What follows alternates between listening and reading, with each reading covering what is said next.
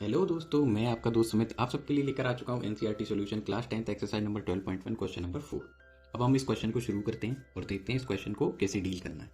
A cubical block of side 7 centimetre is surmounted by a hemisphere. एक cube है, cubical block है, cubical box है, उसकी जो साइड है वो 7 सेंटीमीटर है और उसके ऊपर एक हेमिस्फीयर रखा हुआ है। हेमिस्फीयर को आप बाउल की तरह फील कर सकते हैं। किसकी तरह? बाउल की तरह। What is the greatest diameter of hemisphere can have. Hemisphere का ग्रेटेस्ट डायमीटर क्या हो सकता है, आपको ये बताना है। Find the surface area of the solid, और आपको जो सॉलिड बनेगा उसका आपको एरिया भी बताना है। तो सबसे पहले आप डायग्राम ड्रॉ करेंगे। तो सबसे पहले हम एक क्यूबिकल ब्लॉक बनाते हैं। तो क्यूबिकल ब्लॉक अब आपका रेडी है और इस क्यूबिकल ब्लॉक के अपर फेस के ऊपर, जो ऊपर वाला फेस है, इसके ऊपर आपको एक हेमिस्फीयर माउंट करना है। क्या करना है? Hemisphere mount. हेमिस्फीयर इस तरीके से होना चाहिए कि उसका डायमीटर क्या होना चाहिए? ग्रेटेस्ट, यानी सबसे बड़ा डायमीटर जो पॉसिबल हो सकता है वह आपको कंसीडर करना है। तो सबसे पहले आप क्या बनाएंगे? हेमिस्फीयर की बेस। जैसे मैं रेड पेन से बना रहा हूँ तो आप इसको देखते जाइए किस तरीके से बनेगी। इस तरीके से बना देंगे। इसके बाद आपको इसका कर्व्ड फेस बनाना है। क्या बनाना है? इसका कर्व्ड फेस। तो इसको मैं ब्लू पेन से ही मार्क करता हूं। तो इसका कर्व्ड फेस बनाया हमने इस तरीके से। अब ये जो डायग्राम बन गया, इसके बाद अब आपको देखना है कि जो मैंने हेमिस्फीयर इसके ऊपर माउंट करवाया, तो इस हेमिस्फीयर का जो डायमीटर है वो किसके इक्वल है। तो आप देखेंगे कि इस हेमिस्फीयर का जो डायमीटर है वो इस क्यूब की साइड के इक्वल आ रहा है। किसके इक्वल आ रहा है? साइड के इक्वल आ रहा है। तो आप सबसे पहला आंसर लिखेंगे। उन्होंने पूछा था, तो उन्होंने आपसे पूछा था ग्रेटेस्ट डायमीटर ऑफ हेमिस्फीयर। तो डायमीटर ऑफ हेमिस्फीयर, डायमीटर, और ये कैसा वाला डायमीटर है? ग्रेटेस्ट। तो आप इस वर्ड को भी इसमें मेंशन कर ही दो। Greatest diameter, diameter of hemisphere is equal to side of, is equal to side of cubical block, cubical block. तो जो मेरा क्यूबिकल ब्लॉक है उसकी साइड कितनी की बनती है क्वेश्चन में? 7। तो जो डायमीटर है उसका आंसर क्या आ गया? 7 सेंटीमीटर। अब डायमीटर को रिप्रेजेंट करते हैं डी से, तो डी का आंसर आ गया है 7। अब डी से हम फाइंड कर सकते हैं रेडियस, तो रेडियस का आंसर आ जाएगा 7/2। हाफ करने से आ जाता है। इतना तो आप सब लोग जानते ही हैं। इसके बाद उन्होंने कहा है कि आप इस मतलब इस क्यूबिकल ब्लॉक के ऊपर आप एक हेमिस्फीयर माउंट करते हैं, तो अब जो सॉलिड फॉर्म होता है उसका आप एरिया बताओ, सरफेस एरिया। तो देखो, जब आप इस क्वेश्चन को सॉल्व करेंगे तो आपको ये फील करना है कि कितने एरिया आपके पास ऐसे अवेलेबल हैं जिनके ऊपर आप पेंट कर सकते हो। क्या कर सकते हो? पेंट कर सकते हो। तो मैं आपको बता रहा था कि आप उन एरिया को कंसीडर करेंगे जहां पर आप पेंट कर सकते हैं। तो इसको समझने के लिए मैंने आपके लिए एक छोटा सा मॉडल तैयार किया है। आई होप आपको ये पसंद आएगा। देखो, ये एक क्यूबिकल बॉक्स है और इसके ऊपर एक हेमिस्फीयर की तरह मैंने एक दीपक को माउंट कर दिया है।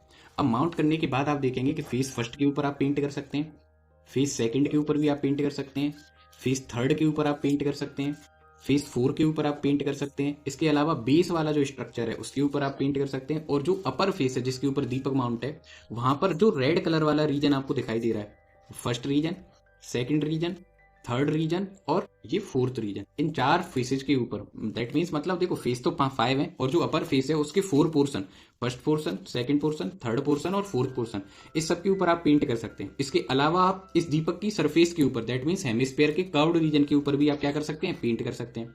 तो पेंट करने के कॉन्सेप्ट से आप इस क्वेश्चन को इजीली सॉल्व कर सकते हैं। अब आपको पता है कि अगर हमें इसका सरफेस एरिया लिखना है, अब अगर आपको इसका सरफेस एरिया लिखना है, surface area of the solid, तो आप इसे किस तरीके से लिख सकते हैं? तो आप बोलेंगे, सर आप ऐसा करो, आप क्यूब के सारे फेसेज को कंसीडर करो, 6 के 6 फेसेज को। तो टीएसए ऑफ क्यूब लिखो, टीएसए ऑफ क्यूब। अच्छा, अब इसमें से आप इस हेमिस्फीयर के बेस वाले रीजन का एरिया माइनस कर दो। देखो, उसके 6 के 6 फेसेज कंसीडर हो रहे हैं पेंट करने के लिए, लेकिन जो इस दीपक के बेस वाला स्ट्रक्चर है, जो बेस वाला रीजन है, वहां पर आप पेंट नहीं कर सकते। जो दीपक का बेस है ना, ये वाला जिसे मैं अभी पॉइंट कर रहा हूं, वहां पर आप पेंट नहीं कर सकते।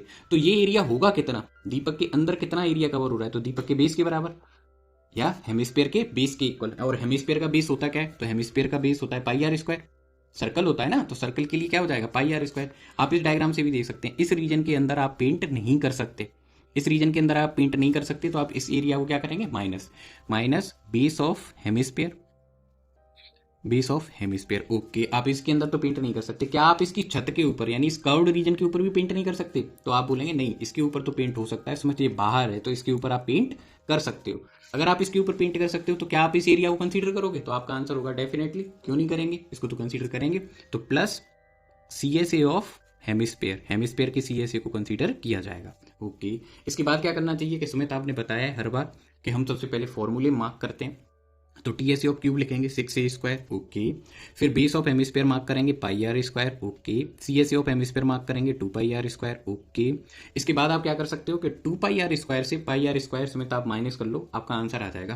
तो आपका आंसर बन रहा है 6a² माइनस, अब देखो 2πr² से 1πr² आपने माइनस करा तो आपका आंसर आ गया πr², और वो भी पॉजिटिव क्योंकि प्लस वाला नंबर ग्रेटर है। ओके, इसके बाद क्या करें कि इसके बाद आप वैल्यू रिप्लेस कर लो। सबसे पहले साइड की वैल्यू, तो इस क्वेश्चन में जो साइड की वैल्यू थी वो कितनी थी 7, तो आपको जहां ए लिखा है वहां आपको क्या रिप्रेजेंट करना है 7, तो e² that mean 7 × 7 plus pi की प्लेस पर आप 22/7 मार्क करेंगे और आर की प्लेस पर आप 7/2 वैल्यू यूज करेंगे। 7/2 को अगर आप आगे फर्दर सॉल्व करें तो कितना आ जाएगा 3.5 सेंटीमीटर, तो 3.5 × 3.5। इसके बाद आपको क्या करना चाहिए 6 का मल्टीप्लाई करना चाहिए 49 से, प्लस 7 की टेबल से आप 3.5 को डिवाइड करो तो ये 0.5 टाइम डिवाइड हो जाएगा, और इस 0.5 का मल्टीप्लाई जब आप 22 से करोगे तो ये आ जाएगा 11 × 3.5। अब आपको एक्सप्रेशन फर्स्ट और एक्सप्रेशन सेकंड इन दोनों को मल्टीप्लाई करना है, उनका जो आंसर है उसको आपको क्या करना है प्लस करना है। तो 6 का मल्टीप्लाई आप 49 से करेंगे, 6 9 × 54 कैरी 5 हो जाएगा। इसी तरीके से आप 6 4 × 24, 24 में 5 ऐड कर दोगे तो ये हो जाएगा 294। इसी तरीके से थोड़ा सा और 11 की टेबल से आप 5 को मल्टीप्लाई करो, 11 5 × 55 कैरी 5 हो जाएगा, 11 3 × 33, 33 और 5 आप ऐड करेंगे 38 हो जाएगा। अब आप इन दोनों ही नंबर्स को क्या करेंगे ऐड करेंगे। ऐड करने में कोई जल्दबाजी नहीं, क्योंकि आपके बोर्ड में अगर आप थोड़ी सी भी मिस्टेक करेंगे तो आपके मार्क्स डिडक्ट हो सकते हैं, कम हो सकते हैं, तो आपको कोई रिस्क नहीं लेना है, आपको आसानी से मतलब ईजी वे में ऐड करना है, कोई जल्दबाजी नहीं। 5 और 0 आप ऐड करेंगे 5 8 और 4 12 कैरी 1 हो जाएगा, 9 3 12 1 13 कैरी 1 और ये 3। इस तरीके से आपका आंसर आ जाएगा 332.5 सेंटीमीटर स्क्वायर। आपको इस क्वेश्चन को एक्सप्लेनेशन में कोई भी प्रॉब्लम नहीं आनी चाहिए, आप ये इजीली आप इसको कर सकते हैं। बस आपको ध्यान ये रखना है कि जो एरिया आपको दिखाई नहीं दे रहा है उसके ऊपर आप पेंट नहीं करेंगे, पेंट नहीं, जिस एरिया के ऊपर आप पेंट नहीं कर सकते उसको आप अपने फॉर्मूले में इंक्लूड नहीं करना, उसको आप यूज मत करना। ओके, आप बोल रहे हो यूज मत करना, तो फिर आपने इसे माइनस क्यों किया? इसको माइनस इसलिए किया क्योंकि मैंने TSA ऑफ क्यूब लिखा है। क्यूब का क्या लिखा है TSA, क्यूब का जो अपर फेस था ये पूरा फेस का मैंने एरिया कंसीडर कर लिया था। अब पूरे के ऊपर तो हमने पेंट ही नहीं किया, पेंट सिर्फ इन 4 कॉर्नर पॉइंट्स के ऊपर किया है ना।